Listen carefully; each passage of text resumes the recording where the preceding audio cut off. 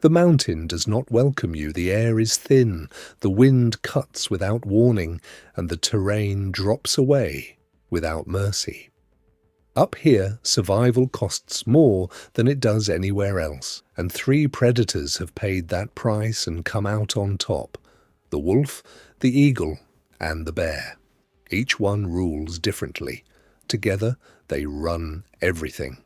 Just before we continue, we're new to YouTube and we've just created this channel for wildlife enthusiasts like you. We need your support to keep moving forward.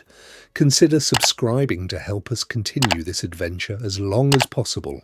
At altitude, everything is harder. The air holds less oxygen, winters last longer and hit harder. The terrain offers no flat ground to rest on, no easy routes between one valley and the next. Prey species are fewer up here, spread across larger distances, which means every predator is competing for the same shrinking pool of targets. This pressure does not weaken the animals that live here, it sharpens them. The mountain selects for the best, and only the best remain. Three predators have risen above everything else on these slopes, not by being similar, but by being completely, fundamentally different from one another. The wolf works through coordination. The eagle works through the sky. The bear works through force. Between them, they divide the mountain and shape everything that lives on it.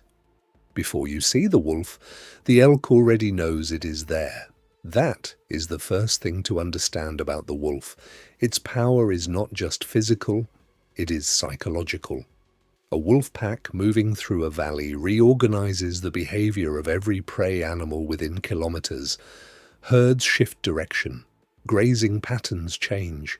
The mountain rearranges itself around something most animals will never actually see.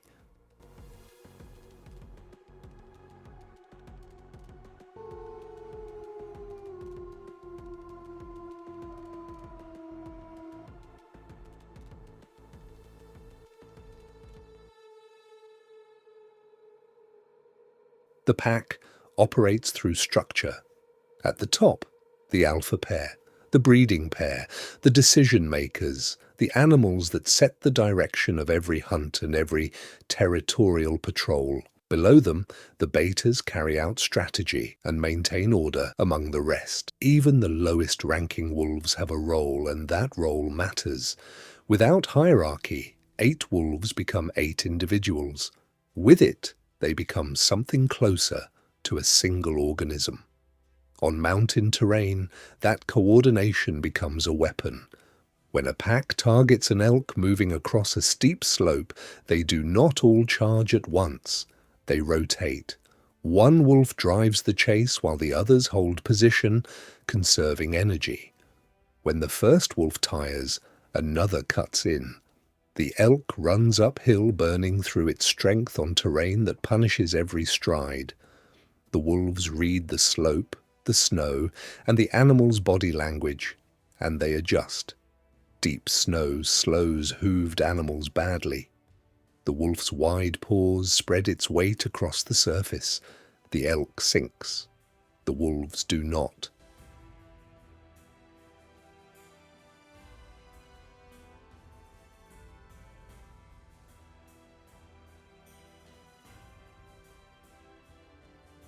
Narrow ravines and mountain passes become funnels. The pack has learned which routes the prey uses, which ridgelines funnel animals into predictable paths, and where to position themselves before the chase even begins.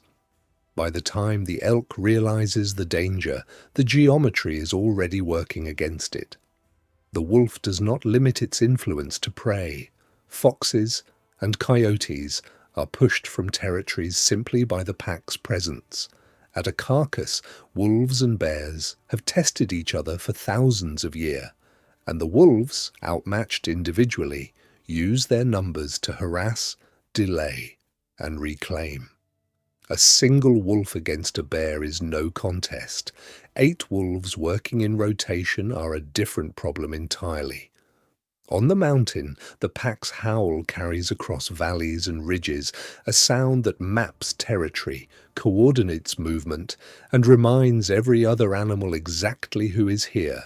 And somewhere above, riding the thermal currents in silence, something else is always listening.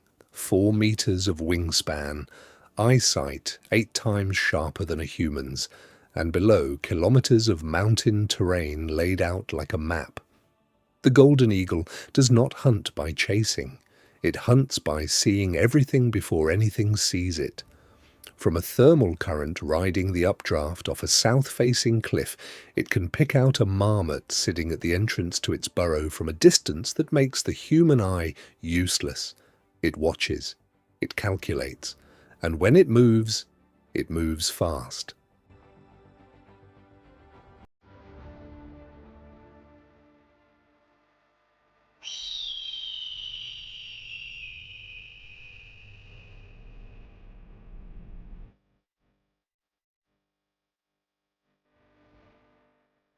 The talons are the primary weapon, not the beak, not the wingspan, but the grip. The pressure a golden eagle can apply through those talons is enough to puncture and crush, to end a small animal's life before it fully processes what has grabbed it. Hares, marmots, young chamois, all taken from the ground with the same explosive downward strike, the eagle folding its wings in the final second and hitting like a thrown spear. But the eagle has evolved something beyond the strike.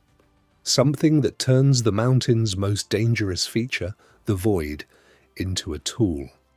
The bearded vulture, known in older texts as the ossifrage, the bone breaker, learned this first. When a carcass is picked clean and only bones remain, it carries them high into the air and drops them onto flat rocks below, shattering them to reach the marrow inside.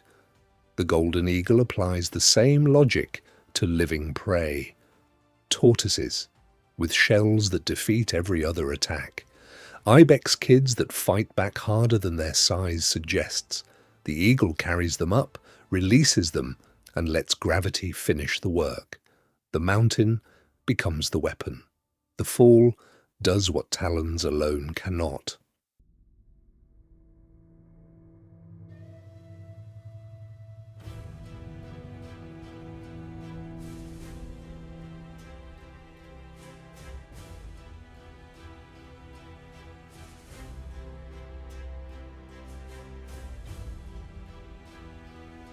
Above the tree line, the eagle has no competition. Hawks and buzzards are driven from prime hunting zones by size and aggression alone. On the ground below, prey animals have evolved a specific fear response to the eagle's shadow passing over them, a full-body freeze, an instinct wired so deep it activates before the brain fully processes the shape. The eagle's eyrie sits on an unassailable cliff face, commanding a view that covers everything it needs to see. From up there, nothing moves without its knowledge, and far below where the cliffs meet the forest, something massive is already stirring. There are animals on the mountain that are faster. There are none that are more powerful. The brown bear carries up to 300 kilograms on a frame built for endurance, climbing, swimming, and, when necessary, for hitting things hard enough to end the conversation immediately. A single swipe from a large bear can disable an elk, not injure, disable. The force behind that movement is not speed, it is mass, applied with precision by an animal that has done this before.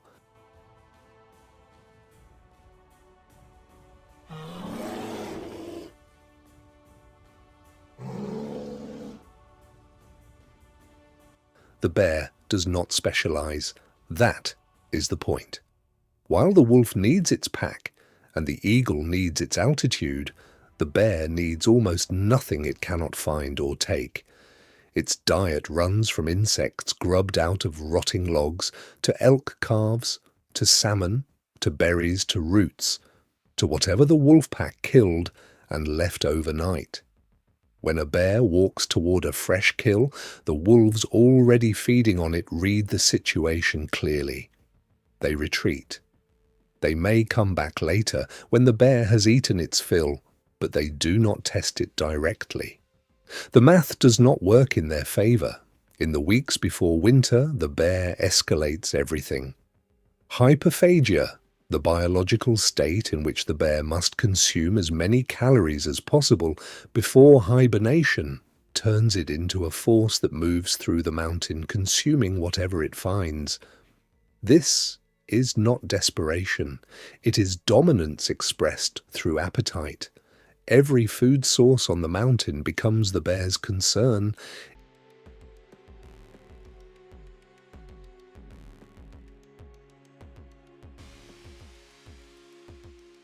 Its territorial markings are physical, tree scrapes, claw marks set high on bark, scent that other animals read as clearly as a posted sign. These marks reorganize movement patterns across entire valleys.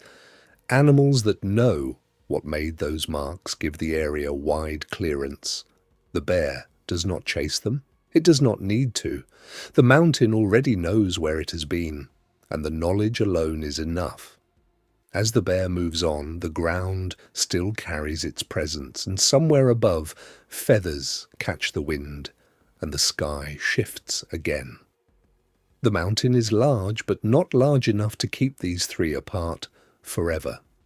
When a wolf pack and a bear arrive at the same carcass, what follows is a negotiation conducted through body language, positioning, and controlled aggression. The wolves use numbers and persistence. The bear uses size and indifference.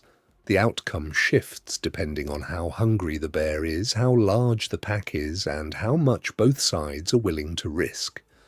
There is no clean answer. The mountain does not provide them. The eagle watches all of it from above, dropping in to claim scraps when the moment allows, taking to the air the instant the ground becomes dangerous. The sky is its kingdom, and both the wolf and the bear have learned to leave it there. What the aerial dimension claims, the ground cannot dispute. Below all three of them, prey animals have evolved specific responses to each threat. The chamois retreats to cliff faces so steep that wolves and bears cannot follow. The marmot has sentinel systems, lookouts positioned to scan the sky for eagle shapes, so refined that the whole colony can be underground within seconds of the alarm call. The mountain hare relies on camouflage and explosive speed, changing coat color with the seasons, built to answer every threat from every direction. These adaptations did not appear by accident. They were shaped over thousands of generations by the pressure the three predators apply every single day.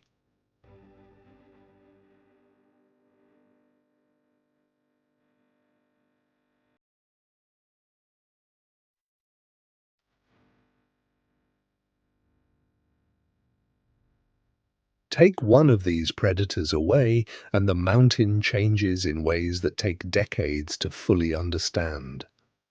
Wolves returning to Yellowstone altered river courses. Eagles removed from ecosystems saw small mammal populations surge out of control. Bears stopped dispersing seeds, and forests shifted. Each predator is a thread in the same weave. The mountain does not belong to one of them. That is the point. The wolf's howl, the eagle's shadow, the bear's footprint, three signatures written across the same landscape, each one a reminder that dominance here is not about size alone, or speed alone, or numbers alone. It is about strategy, and the mountain rewards the ones who have found theirs. The kingdom holds, and it has more to show you. If this is the kind of wild world you want to explore, subscribe now. We are just getting started.